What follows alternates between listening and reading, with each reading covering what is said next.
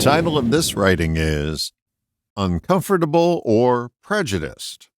It's my opinion that the word prejudiced is tossed around too easily, too often, and may not be an accurate reflection of the facts.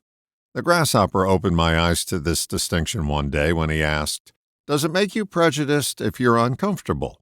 Perhaps a little groundwork would be helpful. We get many of our beliefs by accident, by social, cultural, and parental conditioning. I call it the Hatfield and McCoy syndrome. People get many of their prejudices handed to them early on without their permission. They act out many of these accidental beliefs for a lifetime, sometimes to their advantage and quite often to their disadvantage. Somewhere along the way, you may begin to question one of these beliefs that you find isn't working for you. You're presented with new information that counters what you've always believed, and you begin to have psychological back-and-forth arguments in your head.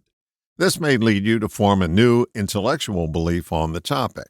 You now stand up and speak out for this new position. Now comes the sticky wicket. What if you're presented with a real-life example of your old belief versus your new belief? If you describe what you now think, you may be credited in some circles for your enlightened view. If you make the mistake of describing how you feel, that same circle may label you prejudiced. Let's take one of the old talk show hot topics out for a spin from years ago, gay marriage. Let's pretend you grew up in a culture where homosexual behavior was labeled deviant, unholy, ungodly, and plain old sick. You may still hold that opinion, or you may have intellectually outgrown that position and now give voice in support of that cause.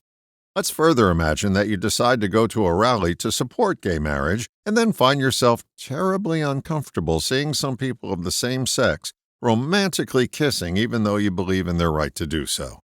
Are you prejudiced or are you uncomfortable? If you give voice to that discomfort, there will be many that will still label you as prejudiced. That's evidence of most people not appreciating the Hatfield and McCoy syndrome. Your conditioning will often take longer than your intellect to kick into gear.